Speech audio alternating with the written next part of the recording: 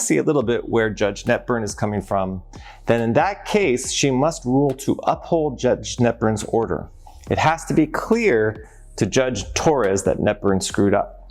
Now, second, if true, and I think it is, that the SEC concedes Judge Netburn got the law correct, then the SEC is in a tough place because it can only argue she got the facts wrong. And that's a tough place to be for a lawyer, because keep in mind that nothing an attorney says are facts.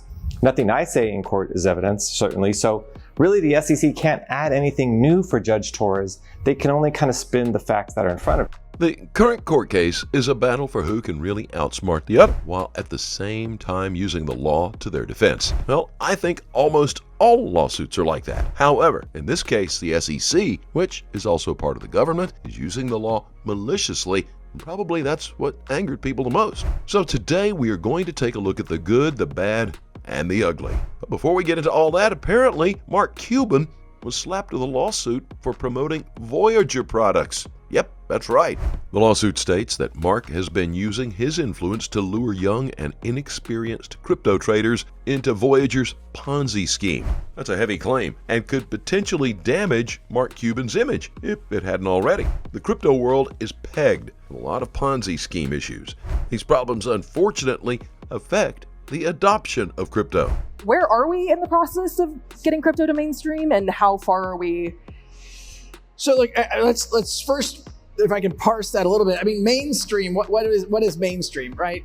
The last data I saw is about, this is US data, so I apologize. I don't know the Canadian data, but 20% of people in the United States own or have exposure to crypto. That feels kind of mainstream to me.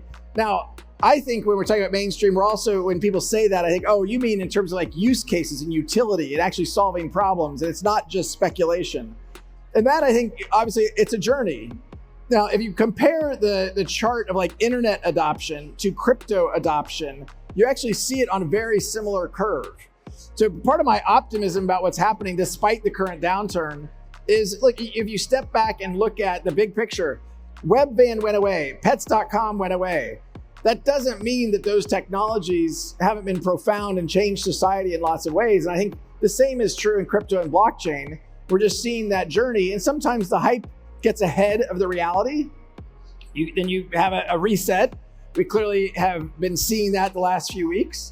But I think, mainstream is, in the eye of the beholder. I also think, we have to look at it from, what about Argentina, where you already have crypto entering kind of mainstream payments, consumer payments. Anyway, so I think it kind of depends on how you define mainstream. We've got a whole lot to discuss today, so let's roll that intro and get started.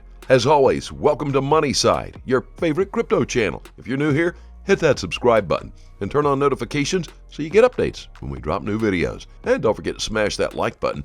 Remember, you can always leave a comment in the section below. Here's some interesting news that I think we should pay attention to.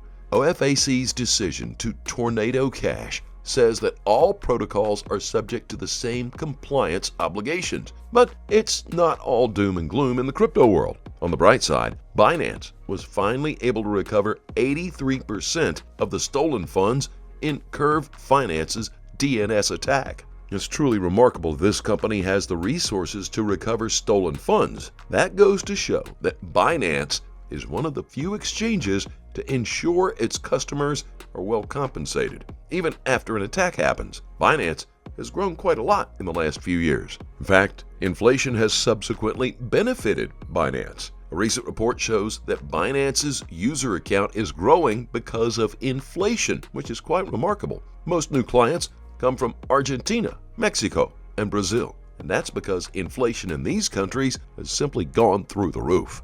Moving on swiftly to the topic of the day, ex-SEC lawyer Barry gives a comment about what he thinks should be happening in court regarding the current lawsuit. He says, just like Ethereum and Bitcoin, XRP is not suited for the Howey test. And come to think of it, it's actually not suited for the Howey test. Anyway, you can share your thoughts in the comment section below and let us know what you think about his comment. Should XRP be judged according to the Howey test or not, and why? And that is why the reply brief is very factual and relatively laid back for Attorney Solomon, as he focuses on the facts that were presented to Judge Netburn about the speech and focusing on the SEC's constantly changing position. And as vanilla as most of the brief was, Solomon couldn't help but get a zinger in, and here it is in what will be your favorite part of the brief at the bottom of page 3. It's a little long, but it's good. Quote, "When it suited the SEC, the agency argued that the speech reflected only Hinman's personal views and disclaimed that he was speaking about SEC policy. Only after maintaining that position for nearly a year, and after Judge Netburn credited those representations and held that the communications about what the speech should say are not privileged, did the SEC change its story, arguing now that the speech was guidance to market participants." The SEC's real objection appears to be that Judge Netburn did not accept SEC's invitation to retreat from her findings when the SEC, apparently realizing belatedly the legal implications of its efforts to characterize the speech as a personal outside activity of Hinman, sought to put the toothpaste back in the tube and rely on self-contradictory lawyer argument to avoid the consequences of its litigation strategy. But that was not error.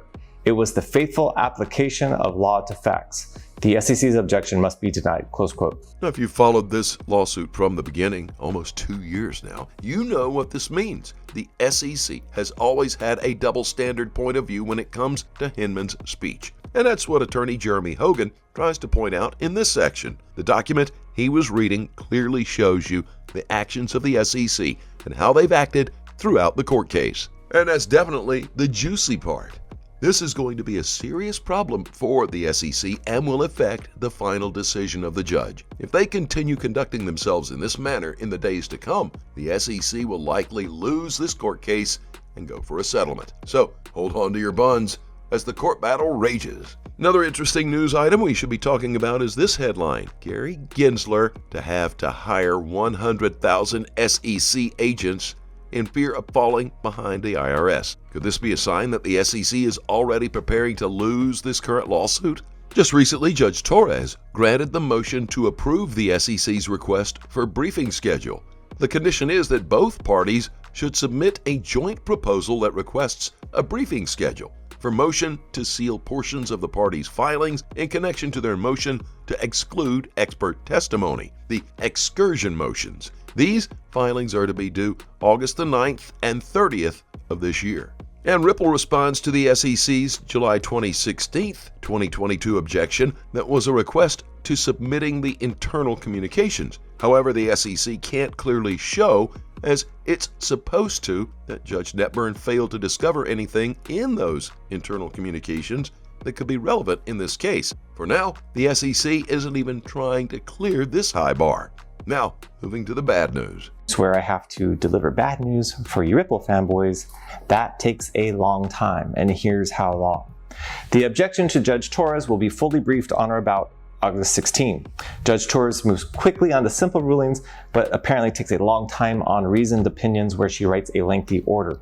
So far in the Ripple case, we've seen her take at least a month and usually longer on those type of orders, so we are not even going to get her order probably until September at the earliest, and maybe even later in the year. Then, assuming Ripple wins, the SEC has to ask Judge Torres to certify the email issue to the Second Circuit, and that has to be briefed, which is a problem because even if Judge Torres realizes this issue is going to mess up her November 15 briefing schedule, she simply cannot push this email issue along fast enough to get all of the SEC's possible options concluded before summary judgment. In other words, if the SEC wants, which it does want, it can put off handing over these emails until past November 15, maybe way past November 15, which puts Ripple in a bit of a pickle. Does it say, screw it, and move forward into summary judgment without the emails? Or does it move to continue the summary judgment date until later in order to allow it to get the emails first and delay the case, stunting its growth, pushing back its IPO, and all those horrible things? Decisions, decisions. The big problem that the SEC is going to run into here.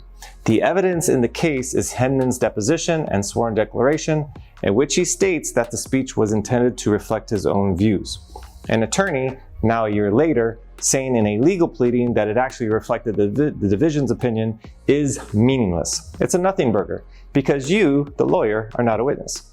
And so the SEC is stuck with what Hinman said. Now, the SEC could have deposed another person at the SEC, had them say that it was the division's opinion, and that would be admissible.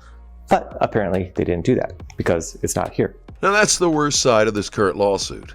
The SEC can choose to drag this case along to almost another year, and that could be devastating to Ripple's roadmap. Unfortunately, there's nothing that anyone can do about it but cross our fingers and wait for everything to fall into place. More importantly, it puts Ripple between a rock and a hard place, of which I think that's the main objective of the SEC. Whatever happens, we expect this court case to run all the way into next year, despite the clear indication that this lawsuit should have been over by a year ago. So what do you think is going to happen? These are just what I found out, and you can share as well in your comments in the section below. For XRP enthusiasts, we will continue to hold our coins and hope for a brighter future, even if it's going to take a long time. Think of it this way. We are already in the worst case scenario, especially for XRP, but this coin has taken its hit and it still ranks up among the top cryptos in the world. The reason? People believe in Ripple and XRP as well. So don't worry and don't panic sell. In fact, never panic sell. You might end up regretting it sooner than you think. And for anyone who's in this for the long term, continue to hold your cryptos. If this crypto goes to the moon, only a select few will still be smiling. That's it for today, guys. Hey, don't forget to like, share, and subscribe to our channel. As always, do your own research and always trade safely, guys. Please keep in mind we're not a licensed financial advisor. All videos on this channel are intended for entertainment purposes only. You can always let us know what you think in the comment section below, and let's have a conversation. Thank you so very much for watching. Don't forget to like this video and please click on that subscribe button below and turn on notifications so you get informed whenever we post our amazing content. We'll look forward to seeing you on the next Money Side.